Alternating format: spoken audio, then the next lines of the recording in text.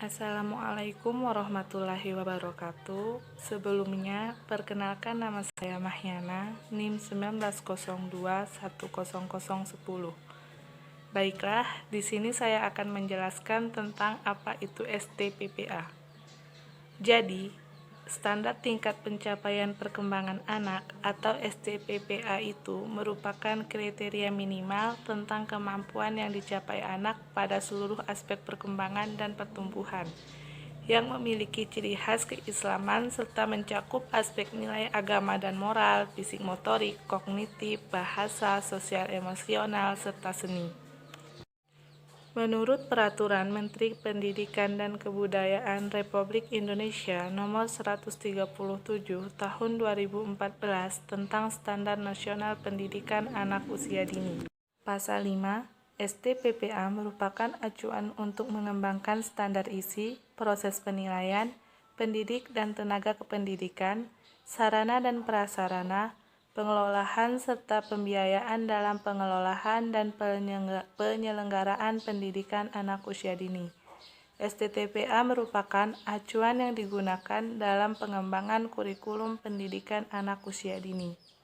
Kemudian selanjutnya pasal 6, 1. Tingkat pencapaian perkembangan anak pada akhir layanan pendidikan anak usia dini disebut sebagai kompetisi inti.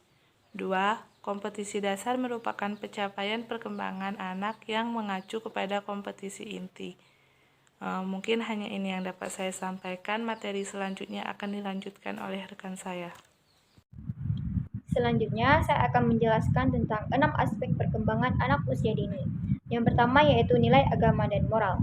Di dalam nilai agama dan moral memperkenalkan agama yang dianut oleh anak, memperkenalkan ibadah, berperilaku sopan, jujur, sportif, mengenal hari besar agama, serta menghormati serta toleransi terhadap agama orang lain. Yang kedua yaitu fisik motorik, mencakup motorik kasar, yaitu kemampuan menggerakkan tubuh secara terkoordinasi, lentur, lincah, seimbang, gerakan lokomotor dan non-lokomotor, dan kemampuan mengikuti aturan. Kemudian motorik halus, yaitu kemampuan dan kelenturan menggunakan jari dan alat untuk mengeksplorasi dan mengekspresikan diri dalam berbagai bentuk. Kesehatan dan perilaku juga termasuk dalam aspek perkembangan motorik yang mencakup berat badan, tinggi badan, lingkar kepala sesuai dengan usia, perilaku hidup sehat dan bersih, serta kemampuan untuk keselamatan. Yang ketiga yaitu kognitif, yaitu belajar dan memecahkan masalah, mencakup kemampuan memecahkan masalah sederhana dalam kehidupan sehari-hari dengan cara fleksibel dan diterima sosial, serta menerapkan pengetahuan dan pengalaman dalam konteks yang baru. Berpikir logis, mencakup berbagai perbedaan, klarifikasi pola, berinisiatif, berencana, dan mengenal sebab akibat serta berpikir logis, mencakup kemampuan mengenal, menyebutkan, dan menggunakan konsep bilangan, mengenal huruf, serta kemampuan mempresentasikan berbagai benda dan imajinasinya dalam bentuk gambar. Aspek perkembangan yang selanjutnya yaitu bahasa, mencakup bahasa reseptif, yaitu mampu memahami cerita, perintah, aturan, menyenangi dan menghargai bacaan. Kemudian mengekspresikan bahasa, diantaranya yaitu kemampuan anak dalam bertanya, menjawab pertanyaan, berkomunikasi secara lisan, menceritakan kembali yang diketahui, dan serta belajar bahasa pragmatik, mengekspresikan ide serta perasaan, dan kegiatan dalam bentuk coretan. Kemudian, keaksaraan juga termasuk dalam aspek perkembangan bahasa yang mencakup pemahaman terhadap hubungan bentuk dan bunyi, meniru bentuk huruf, serta memahami kata dalam cerita. Yang kelima yaitu sosial emosional, yang meliputi kesadaran diri, terdiri atas memperlihatkan kemampuan diri, mengenal perasaan sendiri, dan mengendalikan diri, serta mampu menyesuaikan diri dengan orang lain. Rasa tanggung jawab juga termasuk dalam aspek perkembangan sosial dan emosional, yaitu kemampuan mengetahui hak-haknya, mentaati aturan, mengetahui diri sendiri, serta tanggung jawab atas perilakunya untuk kebaikan bersama. Dan perilaku prososial yaitu mencakup kemampuan bermain dengan teman sebaya, memahami perasaan, merespon, berbagi, serta menghargai hak dan pendapat orang lain, bersikap kooperatif dan berperilaku sopan dan berperilaku sopan. Yang keenam yaitu seni yang mencakup kemampuan mengeksplorasi dan mengekspresikan diri, berimajinasi dengan gerakan, musik, drama, dan beragam bidang seni lainnya, seperti seni lukis, seni rupa, dan kerajinan. Kerajinan anak juga mampu mengekspresikan karya seni, gerak, dan tari, dan juga bermain peran. Assalamualaikum warahmatullahi wabarakatuh. Perkenalkan, nama saya Nur Azizah, NIM 1902-1005. Nah, jadi di sini saya akan membahas mengenai pentahapan-pentahapan di dalam STTPA yang ada pada pasal 8.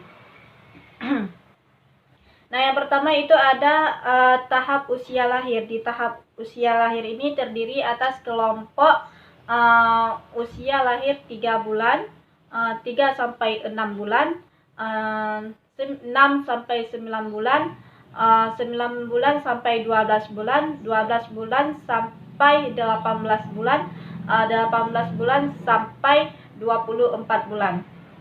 Selanjutnya ada tahap usia 2 sampai 4 tahun yang terdiri atas kelompok usia 2 sampai 3 tahun dan 3 sampai 4 tahun. Dan selanjutnya itu ada tahap usia 4 sampai 6 tahun, yaitu terdiri atas kelompok usia 4 sampai 5 tahun dan 5 sampai 6 tahun. Jadi berdasarkan pentahapan-pentahapan yang sudah saya sebutkan tadi, di sini kita dapat melihat pada usia, misalnya usia 3 sampai 4 bulan itu anak udah bisa apa seperti itu. Jadi nanti kita bisa melihat ataupun menilai aspek perkembangannya, baik itu seni, bahasa, kognitif, dan lain sebagainya. Terima kasih. Assalamualaikum warahmatullahi wabarakatuh. Dan saya, Winda Suryani Ningsih, dengan NIM 1910002.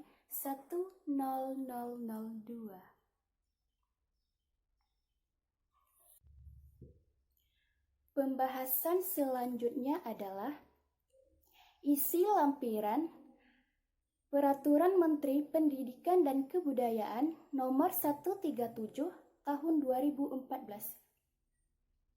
Standar isi tentang tingkat pencapaian perkembangan anak meliputi lampiran 1. Yang pertama ada kelompok lahir sampai 12 bulan. Yang kedua, kelompok usia 12 sampai 24 bulan. Dan yang ketiga, kelompok usia 2 sampai 4 tahun, dan yang keempat, kelompok usia 4 sampai 6 tahun. Lampiran kedua adalah kompetensi pendidik. Yang pertama ada guru PAUD, yang kedua ada guru pendamping, yang ketiga ada guru pendamping muda. Dan lampiran yang ketiga adalah kompetensi tenaga pendidik. Yang pertama ada pengawas dan pemilik PAUD, yang kedua ada kepala. Sekian penjelasan dari kelompok kami tentang standar tingkat pencapaian perkembangan anak. Apabila ada kata-kata yang salah, kami mohon diperbanyak maaf. Kami akhiri. Assalamualaikum warahmatullahi wabarakatuh.